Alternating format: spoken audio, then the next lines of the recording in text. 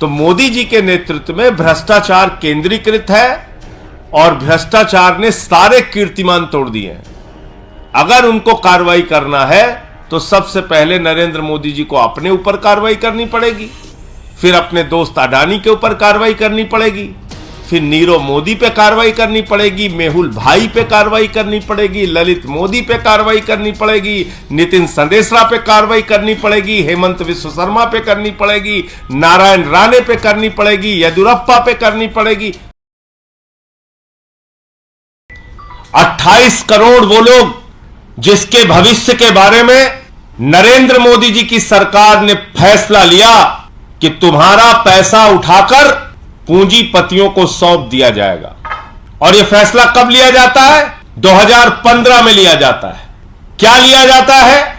सरकारी विभागों में काम करने वाले कर्मचारी जिनका प्रोविडेंट फंड का पैसा कटता है, प्राइवेट कंपनियों में काम करने वाले कर्मचारी जिनका प्रोविडेंट फंड का पैसा कटता है, वो पीएफ का पैसा उठाकर 50 कंपनियों के शेयर खरीदे जाएंगे। 50 कंपनियों के शेयर खरीदे जाएंगे। और आपको जानकर हैरानी होगी कि इसमें 2 कंपनियां, अडानी पोर्ट और अडानी इंटरप्राइजेस, ये 2 कंपनियां अडानी की हैं। और पैसा कितना लगा है आप सुनेंगे तो आपके होश उड़ जाएंगे। 1,57,000 करोड़ रुपए, 1,57,000 करोड़ रुपए इन कंपनियों का शेयर खरीदा गया है। किसके पैसे से? जो भविष्य के सुरक्षा के लिए लोग, कर्मचारी अपने भविष्य की सुरक्षा के लिए पीएफ का पैसा रखते हैं, उस पैसे से 1,57,000 करोड़ रुपए का शेयर खरीदा गया। करीब करीब 38,000 करोड़ रुपए का सालाना शेयर उन पैसों से खरीदा जाता है। बहुत सारे बुजुर्ग मिल जाते हैं पार्कों में नरेंद्र मोदी जी का समर्थन करने में। मैं आज सभी उन अंकल्स से कहना चाहता हूं, आंटी से कहना चाहता हूं, ध्यान से जरा सोचिए कि क्या हो रहा है आपके साथ। आपका पैसा उठाकर किस तरह से पानी की तरह बहाया जा रहा है।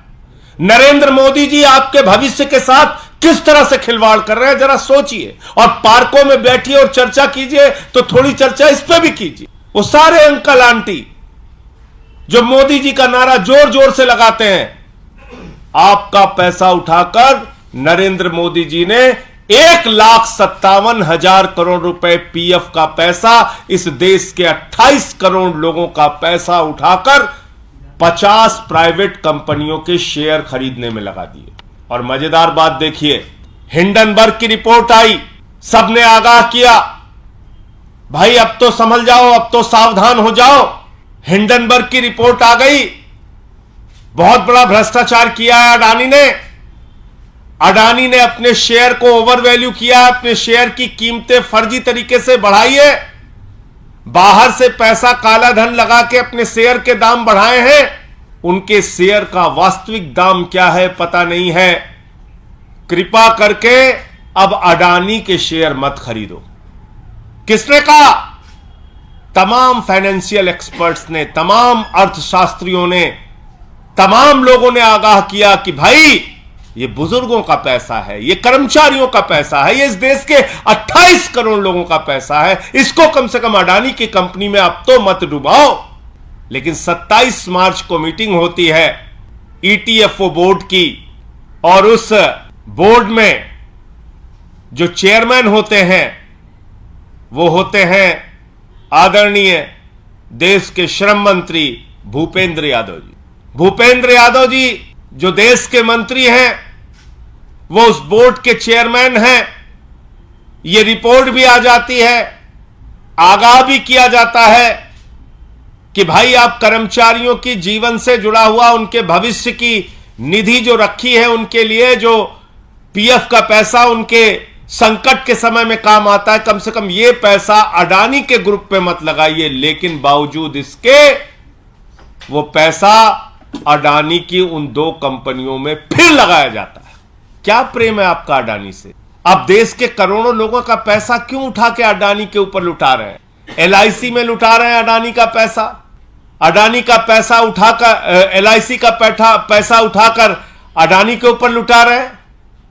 एसबीआई का पैसा उठाकर अडानी के ऊपर लुटा रहे हैं, पीएनबी का पैसा उठाकर अडानी के ऊपर लुटा रहे हैं, बैंकों का पैसा उठाकर अडानी के ऊपर लुटा रहे हैं, और अब ये पीएफ का पैसा, करोड़ों लोगों के जिंदगी से जुड़ा हुआ पीएफ का पैसा वो उठाकर अडानी के ऊपर लुटा रहे हैं।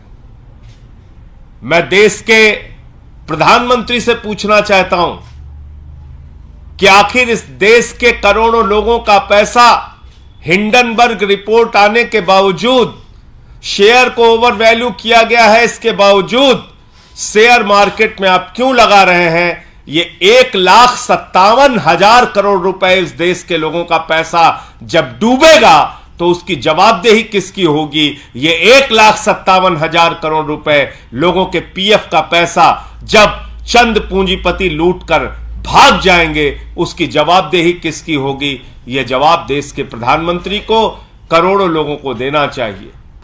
देखिए, ऐसा है कि जब हिंडनबर्ग की रिपोर्ट आई, उसके बाद तमाम लोगों ने आगाह किया सरकार को कि भाई, और ना भी आगाह करे तो साफ तौर पे हिंडनबर्ग की रिपोर्ट क्या कहती है?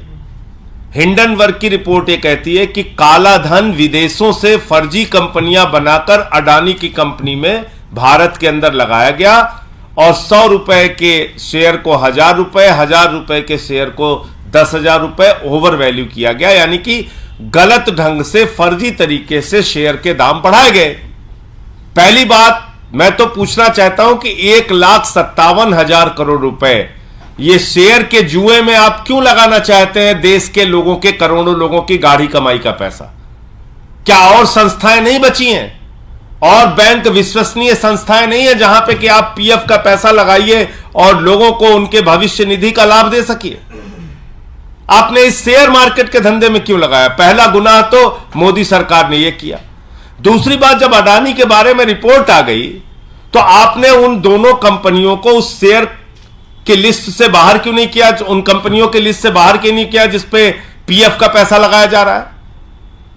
भाई, ये तो खुली आंखों से दिख रहा है ना कि एक आदमी अपने शेयर को गलत ढंग से उसके दाम को बढ़ा रहा है, और अगर भविष्य निधि के पैसे से, पीएफ के पैसे से आप उठाकर उनके शेयर खरीदोगे, वो शेयर डूबेंगे तो करोड़ों लोगों का पैसा डूबेगा, जाहिर सी बात है।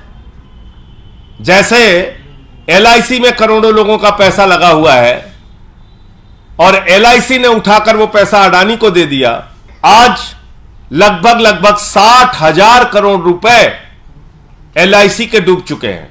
यानी कि जो निवेश एलआईसी ने किया था, जो पैसा एलआईसी ने लगाया था, उसके हिसाब से उनकी शेयर वैल्यू कुछ दिनों पहले तक 87,000 करोड़ रुपए थी। वो घट के करीब 27,000 करोड़ रुपए बची, 60,000 करोड़ रुपए लोगों के डूब गए। इसी तरीके से एसबीआई ने पैसा दे रखा है अडानी को। अडानी की कंपनियां डूब रही हैं तो जो पैसा कर्ज में दे रखा है, लोगों की गाढ़ी कमाई का पैसा, वो भी डूबेगा। इसी तरीके से पीएफ का पैसा, देश के करोड़ों लोगों का पैसा, पीएफ का पैसा उठा के आप अडानी को दे रहे हो, और चलो पहले दिया, हिंडनबर्ग की रिपोर्ट आ गई उसके बावजूद दे रहे हो। ईपीएफओ की मीटिंग जो होती है उसमें आप फैसला करके उनको पैसा दे रहे हो। तो ये क्या है? ये दिखा रहा है कि आपने आंख पे पट्टी बांध ली है अडानी की मोहब्बत में, कुछ नहीं दिख रहा है आपको। आखिर इतनी बड़ी रिपोर्ट आने के बाद उन दोनों कंपनियों को बाहर क्यों नहीं किया गया जो कंपनियां डूब रही हैं और जिसके बारे में आपके पास तमाम जानकारी है? और यह मीटिंग जो मैंने आपको बताई, जो भूपेंद्र यादव जी की अध्यक्षता में हुई, यह 27 मार्च को हुई, और उसके बावजूद अडानी की कंपनियों में पैसा लगाया गया। देखिए, ऐसा है कि मैं फिर कह रहा हूं कि हिंदुस्तान की आजादी के बाद सबसे भ्रष्ट सरकार अगर आज तक कोई आई है तो प्रधानमंत्री नरेंद्र मोदी के नेतृत्व वाली ये भाजपा सरकार है। और इसने भ्रष्टाचार का केंद्रीकरण कर दिया है। मतलब इतनी बड़ी लूट कर दो कि लोगों की सोच समझ से ही बाहर हो जाए। लाखों करोड़ का घोटाला कर दो, 11 लाख करोड़ रुपए चंद पूंजीपतियों का माफ कर दिया जाता है। 3.5 लाख करोड़ रुपए चंद पूंजीपतियों का सेटलमेंट के नाम पर माफ कर दिया जाता है। एक अडानी को आकाश से लेकर पाताल तक सब कुछ सौंप दिया जाता है। एक अडानी को बैंकों से उठाकर 2.5 लाख करोड़ रुपए का कर्जा दिया जाता है। एक अडानी का 86,000 करोड़ रुपए का कर्जा माफ कर दिया जाता है। तो ये तो भ्रष्टाचार का केंद्रीकरण हो गया, सेंट्रलाइज्ड करप्शन हो गया मोदी जी के राज में।